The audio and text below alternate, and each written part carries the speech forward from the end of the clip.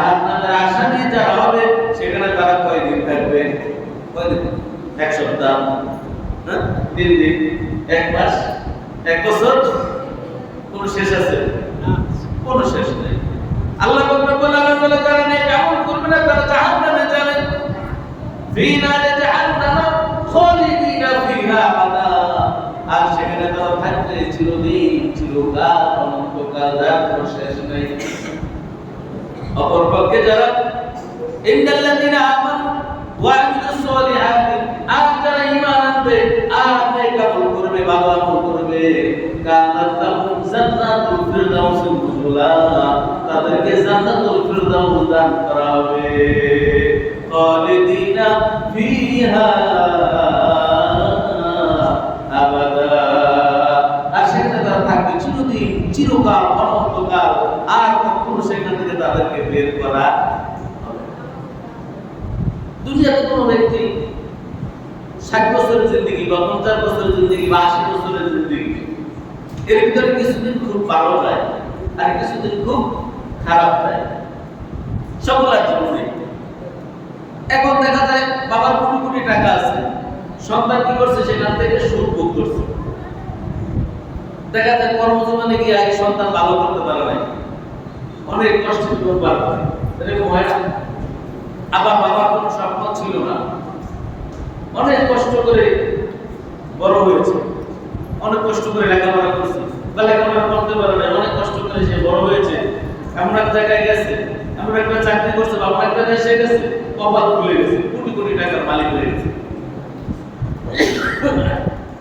এরকম আমাদের সমাজে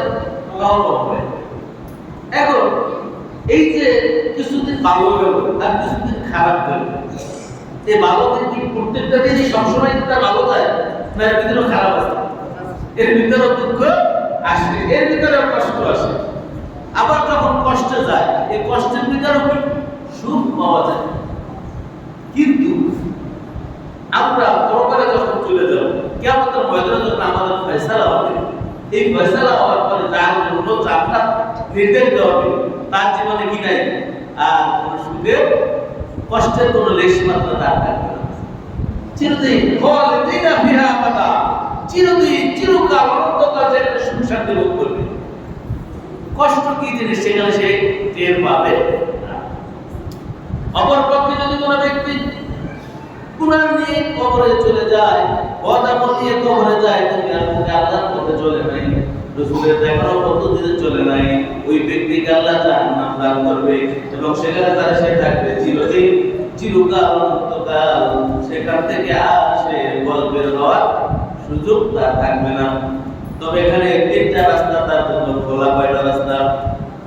3টা রাস্তা। জাহান্নামে যে যাবে তার জন্য 3টা রাস্তা খোলা থাকবে। এই 3টা রাস্তা দিয়ে সে নেকা বলে সওয়াব পাবে। এই সওয়াবটা পাওয়ার কারণে বদৌলতে আল্লাহ রাব্বুল আলামিন তাকে নাজাত দেওয়ার একটা সুযোগ থাকে। সেটা কি? আল্লাহ বলেন ইদা মাতাল ইনসান ইনকাতা আনহু আমালুহু ইল্লা মিন সালাসা, ইল্লা মিন সাদাকাতিন জারিয়া আও ইলমিন ইয়ানতাফাউ বিহি আও ওয়ালাদুন সালিহুন ইয়াদউ লাহু। মানুষ যখন মরে যায় তার সকল নেক আমল এবং সওয়াবের দরজাগুলি তাকিয়ে হয়ে যায়, স্টপ হয়ে যায়, বন্ধ হয়ে যায়। ইল্লা মিন সালাসা, 3টা দরজা তার জন্য খোলা থাকে। সে কবরে চলে গেছে, সে আর গুনাহ করতে পারে না, সে আর বদামল করতে পারে না, নেকির কাজ করতে পারে না, চুরি চামারি করতে পারে না, দান সদকা করতে পারে না, সকল আমল কি হয়ে যায়? তার স্টপ হয়ে যায়। কিন্তু 3টা দরজা খোলা থাকে, ইল্লা মিন সালাসা, ইল্লা মিন সাদাকাতিন জারিয়া। এক নম্বর হচ্ছে সদকায়ে জারিয়া। সে যদি সদকায়ে জারিয়া আমল করে, সেই সদকায়ে জারিয়া আমল করার কারণে তার কবরে কি নেকি যেতে থাকবে। আও ইলমুন ইয়ানতাফাউ বিহি, 2 নম্বর হচ্ছে তার এমন জ্ঞান, যে জ্ঞান দ্বারা মানুষ উপকৃত হয়ে থাকে।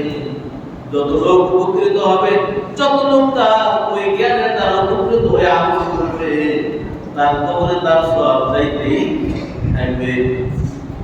3 নম্বর হচ্ছে আওলাদুন সালিহুন ইয়াদউ লাহু, নেক সন্তান। সন্তান যদি আলেম হয়, সন্তান যদি নেককার হয়, সন্তান যদি দিনদার হয়, ওই সন্তান যখন মা বাবার জন্য দোয়া করে ওইটা তার দিন মা বাবার কাজে লাগে। এই তিনটা দরজা দিয়া দেখে যায় ওই ব্যক্তি এক পর্যায়ে হয়তো বা জান্নাতে যাওয়ার সুযোগ আছে, কিন্তু জান্নাতে যে ব্যক্তি যাইবে ওই ব্যক্তিকে আর জাহান্নামে যাওয়ার কোনো সুযোগ দিবেন না আল্লাহ। এজন্য আল্লাহ রাব্বুল আলামিন বলেন, আমি তোমাদেরকে এমন একটা ব্যবসার কথা বলবো যে ব্যবসাটা তোমাদের ওই কঠিন জাহান্নামের আযাব থেকে নাজাত দেবে। তোমাদের ব্যবসা ভালোই বুঝো, ব্যবসার জন্য সব কিছুই করতে পারো, তখন আর শীত গরম থাকে না। কিন্তু মসজিদে আসতে গেলে শীত গরম থাকে। শীতের বেলা সকালবেলা মুসল্লি বাবা যায় না, গরম বেলা যা পাওয়া যায়, শীতের বেলা তা পাওয়া যায় না। অথচ এই শীতের বেলা কি প্রচন্ড শীতের ভিতরেও যারা মাছের ব্যবসা করে, ব্যবসা কি বন্ধ করে দেয়? ঠিকই গভীর রাতে দৌড়ায়। তার মানে ব্যবসাটা আমরা ভালো বুঝি। এই জন্য আল্লাহ রাব্বুল আলামিন এখানে ব্যবসাকে উল্লেখ করে বলেছেন, ইয়া আইয়ুহাল্লাযীনা আমানু, হে ঈমানদাররা, হাল আদুল্লুকুম আলা তিজারা, আমি কি তোমাদের এমন একটা ব্যবসার কথা বলে দেব না? তুনজিকুম মিন আযাবিন আলীম, যে ব্যবসাটা তোমাদেরকে জাহান্নামের কঠিনতম যন্ত্রণাদায়ক আযাব থেকে রক্ষা করবে। কি আমরা এই ব্যবসাটা করতে চাই সবাই?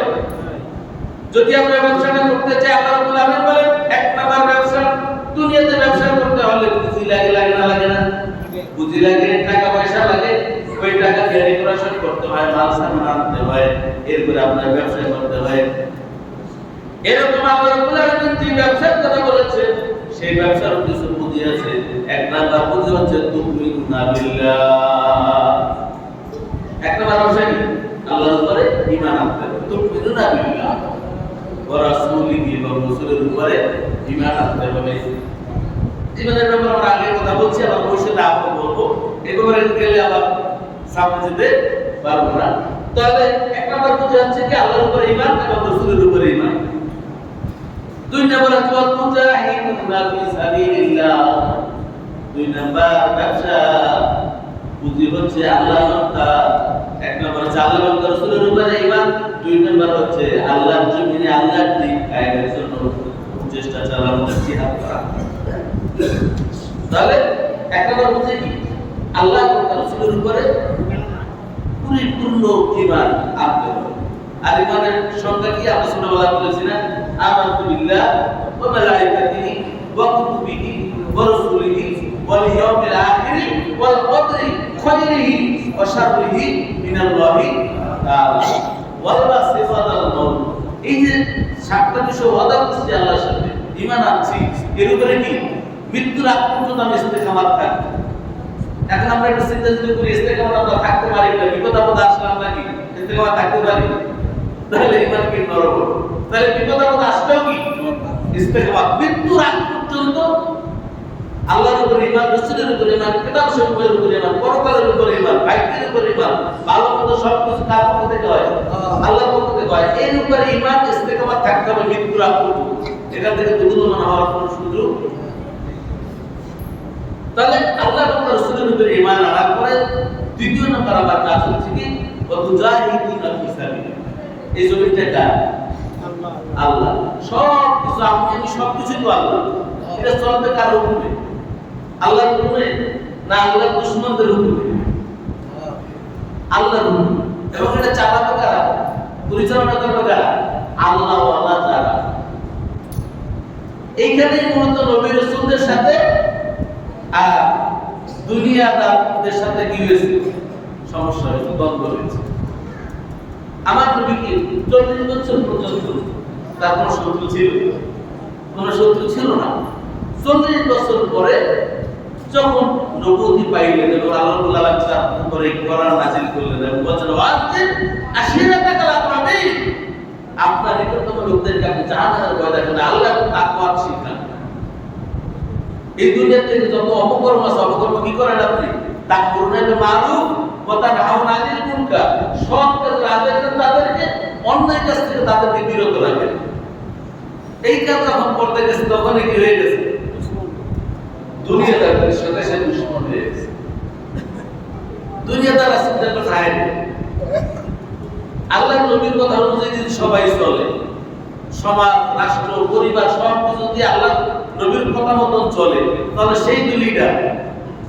তাহলে আমরা কি মানুষ আছে না, মানুষ আকাশে উঠায়, ভিতরে কি থাকে? শুধু গ্যাস। কত অনেক বড় দেখা যায় আকাশে ওড়ে, কিন্তু যদি একটু লিক হয়ে যায় কিছু থাকে না, ছোট একটু পোটলা দিয়ে নিচে ঘুরে যায়। তো ওরা চিন্তা করছে, দুনিয়াদার যারা, ওরা চিন্তা করছে আল্লাহ নবী হয়ে যাবে মানুষ, আমরা হয়ে যাবো মানুষ। আমাদের ভিতরে যে হাওয়া আছে, হাওয়া শেষ হয়ে গেলে যেরকম কোনো মূল্য নেই, আমাদের মূল্য থাকবে না। এইখানে রাসূল আলাইহিস সালামের সাথে তাদের দ্বন্দ্ব। আর এই দ্বন্দ্ব কি কিয়ামত পর্যন্ত থাকবে থাকবে না? কিয়ামত পর্যন্ত থাকবে।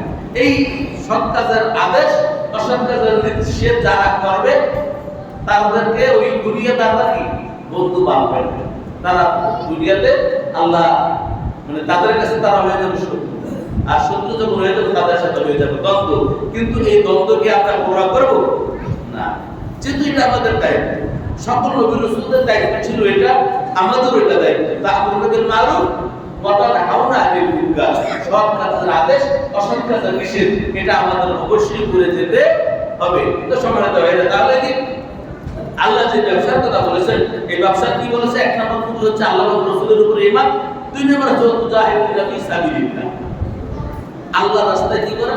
জিহাদ করা, প্রচেষ্টা করা, আল্লাহর জমিনটা আল্লাহর জন্য নিবেদিত করার জন্য চেষ্টা করা।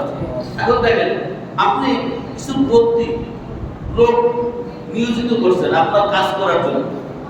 এখন এখানে কিছু লোক কি করলো? আপনার কাজ করলো। আর কিছু লোক কি করলো?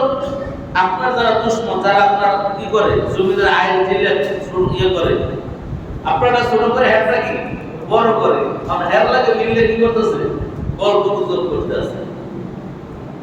এখন আপনি যে ব্যক্তি কি করে আপনার অংশ ছোট করে তার অংশ বড় করে, সে কি আপনার বন্ধুটা দুশমন?